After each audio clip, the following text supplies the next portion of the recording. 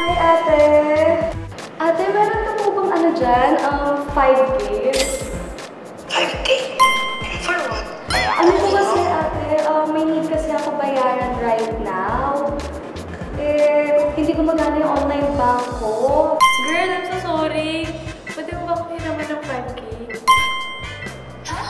Kasi mag-isa ako dito sa GMA, hindi ako makauwi. Iniwan ako ng kuya ko. Billy?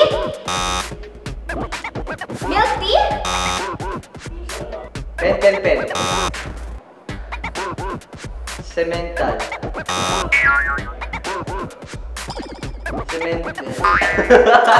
Ano? Yung mga gamit ko, kunyari yung wallet ko, nakaipit siya sa gitna ng brief ko ng pantalong ko. Everybody! Shush, shush, shush, shush, shush, shush, shush, shush, shush.